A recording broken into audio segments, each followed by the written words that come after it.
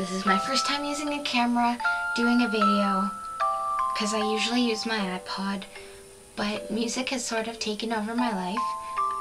I mean, it always has been a gigantic part of my life, but it has taken up the most space on my iPod, and I can't delete anything to make space for it.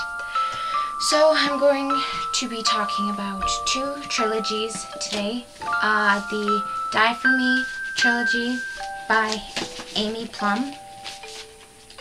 It's set in Paris, the city of light and city of love. Depends on which way you want to go with it. A girl meets a guy on the streets of Paris, and she starts to feel a connection with him, and she doesn't understand why. And it's centered around the mythical thought of revenants, and I'm pretty sure they showed up most in Greek mythology. I'm not 100% sure, but revenants, they kill themselves to save other people, and it was really good. I found them really interesting books because they were witty and sarcastic, but they also had kind of like an intellectual under layer, because, you know, it tells you things about mythology and things about the past, and they visit multiple museums in the books, and I don't know if those museums exist and if there's the actual things in them, but hey, you learn something fictional that's new, I guess. Can't hold me to that. There's big plot twists near the ends, and I know that's kind of a spoiler, but I'm not exactly going to tell you what the plot twists are, so good on that one, hey? I really recommend these books because they definitely show the protagonists struggle with choosing between, you know, a life she's always known and something new and really different and something that could possibly be frightening to someone. Second trilogy is the Hollow, I guess, the Hollow series, the Hollow trilogy, yeah, by Jessica Verde. It's centered in, I don't even know if there is actually a town called Sleepy Hollow, but it's centered in a town called Sleepy Hollow that everybody basically follows the legend of Sleepy Hollow by Washington Irving as if it's a Bible. But I guess, you know, you're living in a town that's so important, like, a book is so important in this town, and this girl, she loses her best friend due to an accident off the bridge. Spoiler with that one. And suddenly this guy shows up, and she starts seeing him everywhere, but she doesn't understand why she's seeing him, and it's kind of making her nervous.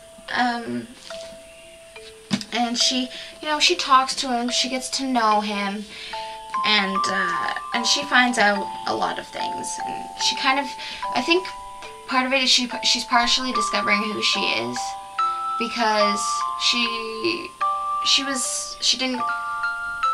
to her, she was her best friend's other half, and now that her best friend's gone, she doesn't know how exactly she doesn't know how to keep surviving. She dreads going to school. She had the locker next to her best friend's one, and she's trying to cope. And the guy that comes into the picture, Caspian, is that his name? Yes, Caspian. Caspian comes in, and he kind of nudges her along as to where she's trying to find out who she is. Revenants are also featured in this book series, the trilogy, but not as people killing themselves to save other people. They're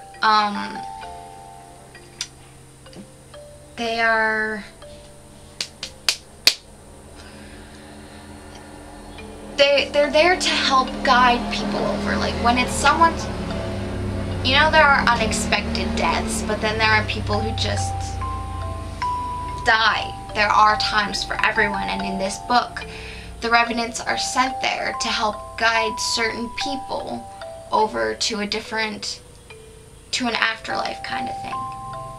And so the revenants are there to help guide them through the process of death and meeting up with someone on the other side that they're meant to be with. But however, there are some bad revenants, which are showcased in both of these books. The Pneuma are in these ones. These are the people that kill just to kill.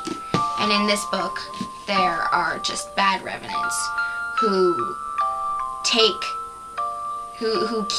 the loved ones from crossing over. So they keep you from dying so that your soulmate on the other side will fade away before you get the chance to meet up, and then you'll just be dead. You won't be in an afterlife, you'll just be dead. So I know it's not exactly quick because I actually got time to talk about these books. I didn't go into further detail. I didn't go into huge detail with them. But these are, I wanted to review this trilogy earlier, but I couldn't because there was an incident involving the first book involving water. And we all know how much it sucks to drop a book in water. And so I gave that copy to a family member, and this one came in the mail today, so I thought, hey, came in the mail, why not finally do the review for it? Because I've really wanted to review these, but I've never had the time or the space or the equipment to do it. And these are some really great books. I definitely recommend this series, this trilogy, because I don't even know what order they're supposed to be in right now.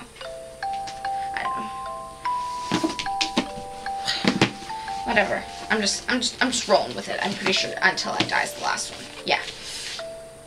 That looks about right. These are great books. I definitely recommend them, just as I recommend these. So it goes, I'm pretty sure it goes Die For Me, oh wait, no. It's this way. Ha.